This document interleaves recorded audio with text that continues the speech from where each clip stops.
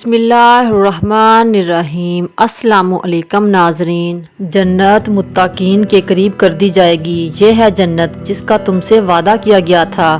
پل صراط سے بچ کر نکلنے والا آخری شخص کہے گا، اللہ تیرا شکر ہے، تو نے مجھے جہنم سے نجات دی۔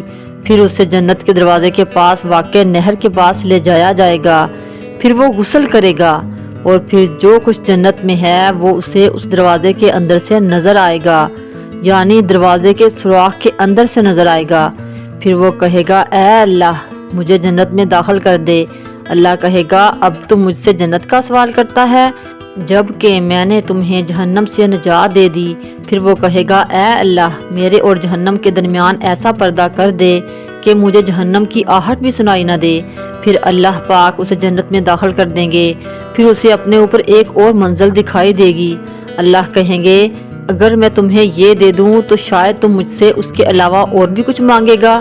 وہ کہے گا، مجھے تیری عزت کی قسم میں تجھ سے اس کے علاوہ اور کچھ نہیں مانگوں گا۔ اس سے اچھی بھلا اور کون سی منزل ہوگی؟ پھر اللہ پاک اسے وہ منزل عطا کر دیں گے۔ پھر اسے ایک اور منزل نظر آئے گی۔ وہ پھر اللہ سے مانگے گا، اللہ وہ منزل بھی اسے عطا کر دیں گے۔ پھر اسے ایک اور منزل نظر آئے گی لیکن وہ خاموش ہو جائے گا۔ پھر اللہ پاک کہیں گے، اب تو کیوں نہیں مانگ رہا؟ وہ کہے گا، اے اللہ مجھے تجھ سے شرم آنے لگی ہے، اب میں اور نہیں مانگ سکتا۔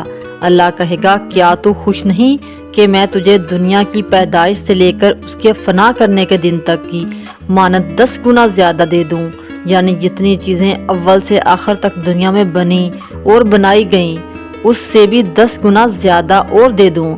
تو وہ کہے گا، اے اللہ تو مجھ سے مذاق کرتا ہے، تو رب العزت ہے۔ اور اللہ تبارک و تعالیٰ اس کی اس بات سے ہنسیں گے۔ راوی کہتے ہیں کہ میں نے حضرت عبداللہ بن مسعود کو دیکھا کہ جب وہ اس حدیث کے اس مقام پر پہنچتے تو ہنس پڑتے۔ تو ایک شخص نے ان سے کہا کہ اے عبداللہ، آپ یہ حدیث کئی دفعہ سناتے ہیں، ہر دفعہ اس مقام پر پہنچتے ہیں تو ہنسنے لگتے ہیں۔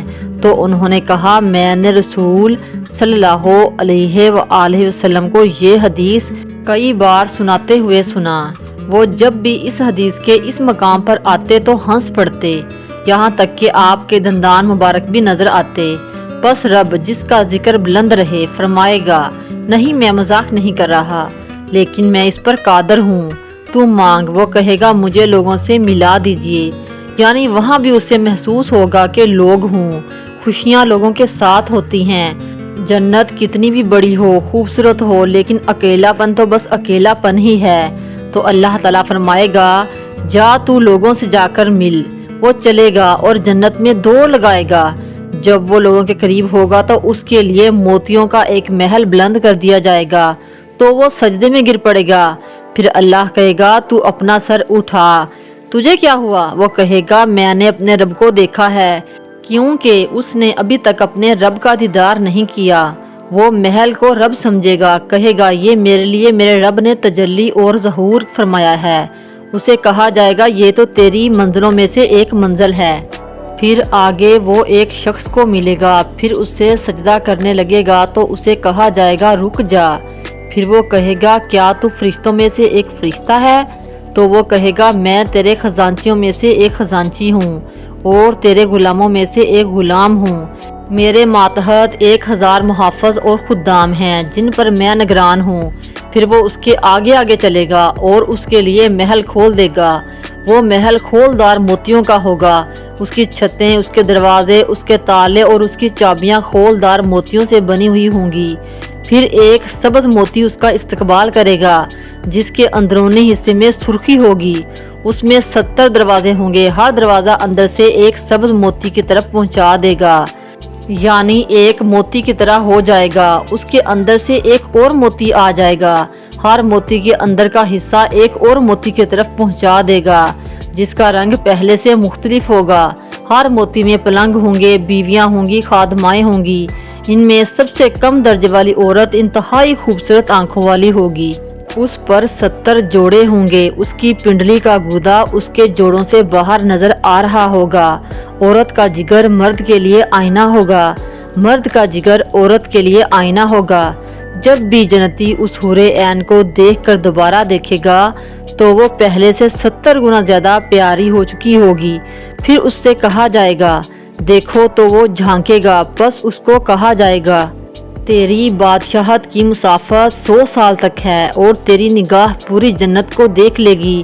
اس پر عمر رضی اللہ تعالی عنہ نے فرمایا اے کعب، تم نہیں سن رہے کہ عبداللہ ابن مسعود جو حدیث بیان کر رہے ہیں وہ ادنا مرتبے کے جنتی کے بارے میں ہے، تو اعلیٰ جنتی کا کیا حال ہوگا؟ انہوں نے کہا اے امیر المومنین، جسے کسی آنکھ نے نہیں دیکھا، کسی کان نے نہیں سنا، بے شک اللہ تعالیٰ نے ایک ایسا گھر تیار کیا جس میں اس نے جو چاہا رکھا، بیویاں ہیں، پھل اور میوے ہیں، مشروبات ہیں، پھر اس پر مہر لگا دی، پھر اسے اس کی مخلوق میں سے کسی نے نہیں دیکھا، نہ حضرت جبرائیل علیہ السلام نے اور نہ ان کے علاوہ کسی اور فرشتے نے اس کو دیکھا۔